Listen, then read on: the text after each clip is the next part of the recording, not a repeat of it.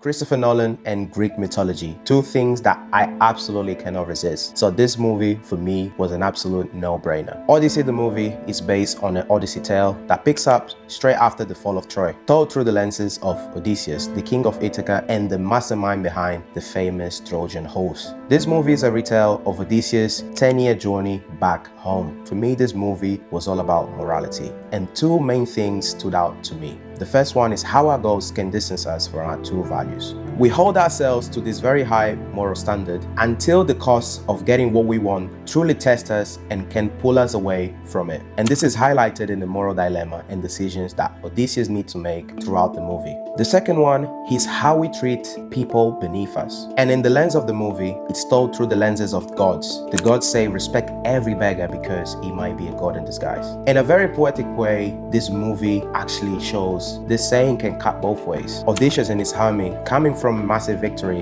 in all their arrogance, on their journey home is completely humbled. Every challenge, every monster they go through really shows them how weak and vulnerable they really are. As far as masterful performances, Matt Damon, I need to take my hats off. That was a brilliant display of acting on the screen. I felt the guilt in every look, I felt the suffering, and I could feel the moral dilemma throughout the movie. Robert Pattinson as well as Antinous for me was one of the highlights. He was one of the lead suitors, was very calculating, and in my opinion, he delivered on a high note. On the flip side, I was a little bit underwhelmed by Tom Holland as Telemachus. I felt like as the son who grew up without a father and a prospect of a king, I wanted him to pour his heart more into the role and really have more dominant performance. As far as highlight scenes, the most unsettling ones, which always with Nolan you can expect a little hint of horror, were the Cyclops scene. I think that was pure gore. The Cyclops itself was grotesque, and if you watch the movie, you know that scream was unreal in a cinema.